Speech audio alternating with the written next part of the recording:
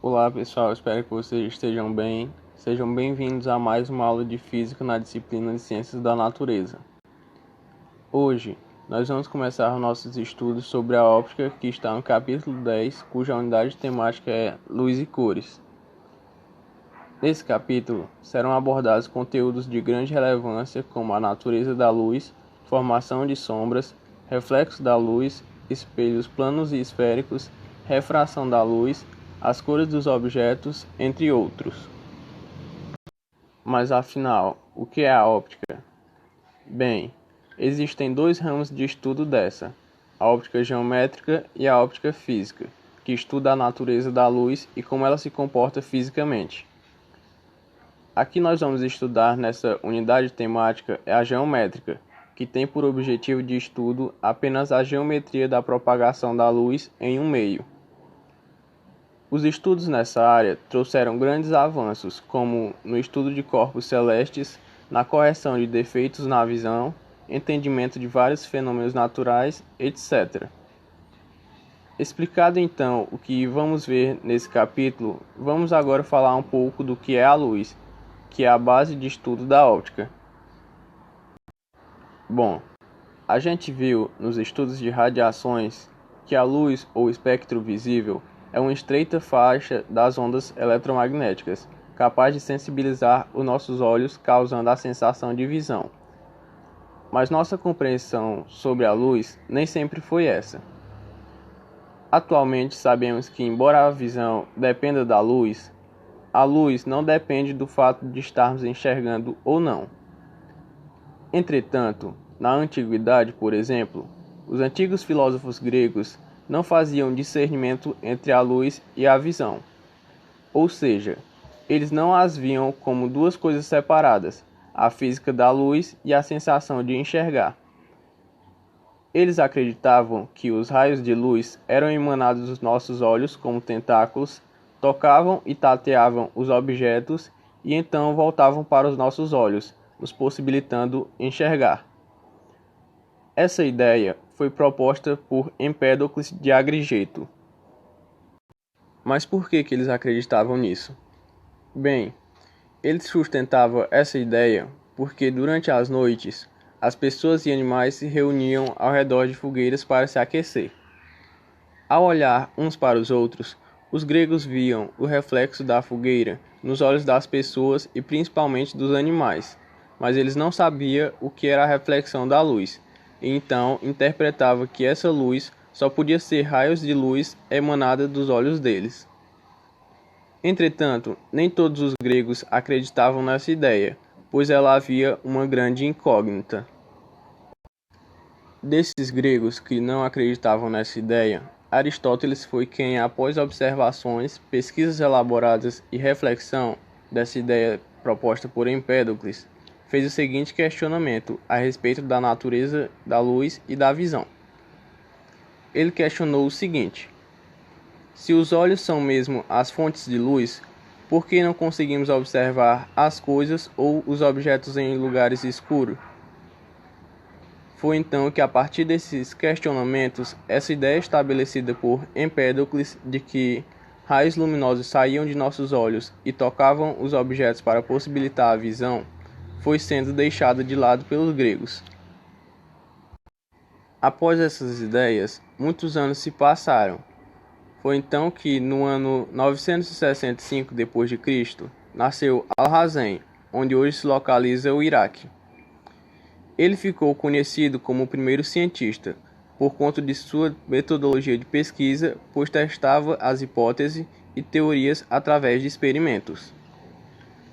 Além disso, quando analisava os dados e evidências obtidas em seus experimentos e percebia que não batia com alguma ideia ou conhecimento de sua época, ele não tinha receio em questioná-los. Além das suas contribuições no método científico, Alhazen trouxe diversos avanços para o estudo da óptica. Os seus trabalhos e as pesquisas são utilizados até nos dias atuais, como o princípio de funcionamento das câmeras fotográficas. Suas pesquisas com lentes também foram a base para a criação e desenvolvimento dos telescópios, microscópios e dos óculos.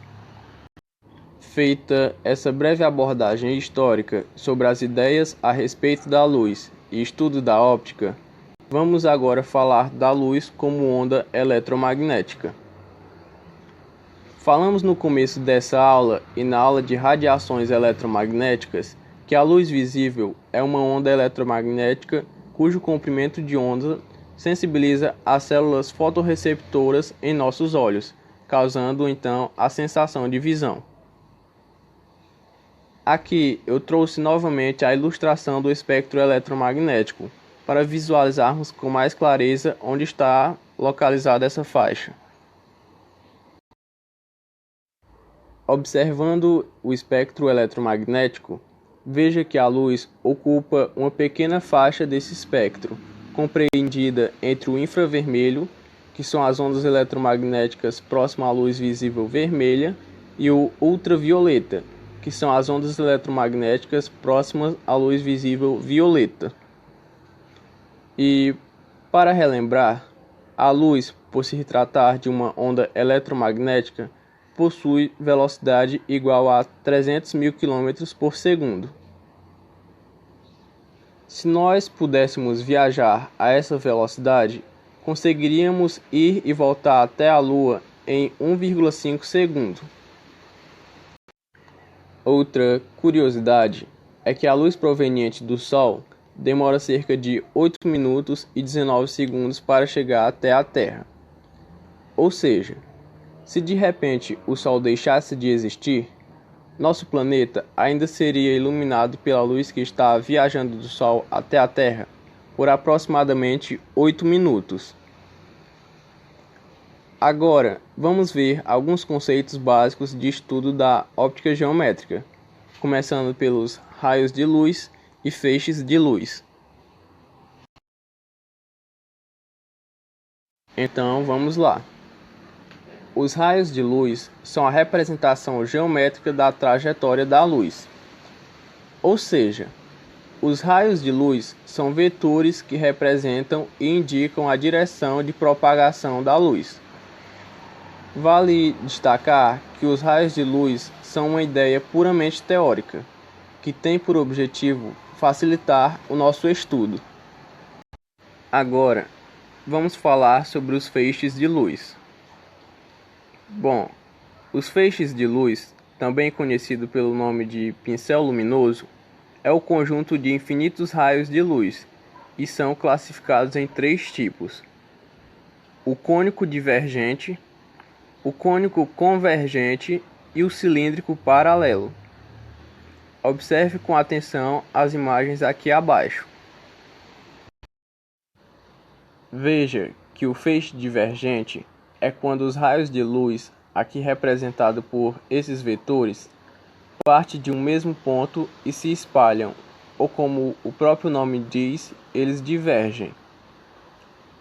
Os feixes divergentes são bastante utilizados quando queremos que a luz se espalhe, a fim de iluminar uma grande área em um intervalo de espaço pequeno, como por exemplo em lanternas e em semáforos.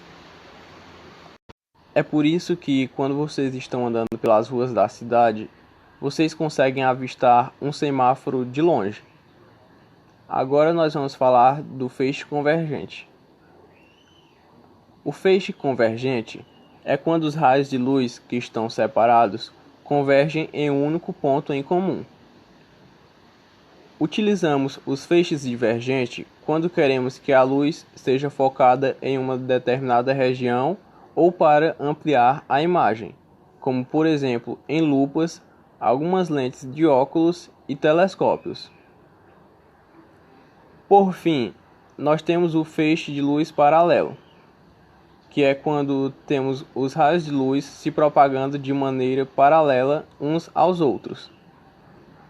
Utilizamos o feixe paralelo quando queremos que a luz se propague por uma grande distância sem ficar ofuscada. É muito comum encontrarmos esses feixes em casas de show, como nos holofotes e nos lasers. Vamos agora avançar no nosso estudo. falando sobre as fontes de luz e as suas classificações. As fontes de luz são corpos capazes de emitir luz, seja dela própria ou refletida. As fontes de luz possuem duas classificações: as fontes primárias e as fontes secundárias.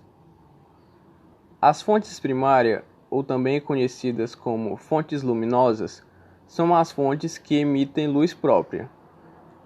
Estas possuem três tipos: as incandescentes, que é quando emitem luz em alta temperatura, por exemplo, o sol, a chama de uma vela e as fogueiras. E possui também as luminescentes, que são subdivididas em fluorescentes, que emitem luz apenas enquanto dura a ação do agente excitador, por exemplo, as lâmpadas fluorescentes. E também temos as fosforescentes, que emitem luz por um certo tempo, mesmo após ter cessado a ação do excitador. Nessas fontes de luz, a energia radiante é proveniente de uma energia potencial química. Ela está presente, por exemplo, nos interruptores das lâmpadas, nos ponteiros luminosos de relógios e nas bússolas. Agora, nós vamos falar sobre as fontes secundárias. Também conhecida como corpos iluminados, as fontes secundárias são as fontes em que emitem apenas a luz recebida por outros objetos. Exemplos de fontes secundárias são a Lua e os planetas, que são iluminados pelo Sol, os móveis e paredes da nossa casa, que são iluminados por uma lâmpada, etc. Basicamente, tudo que a gente enxerga à nossa volta e não possui luz própria são os corpos iluminados. Bom, pessoal, e para finalizar a nossa aula, vamos agora ver de que maneira essas fontes de luz podem ser classificadas.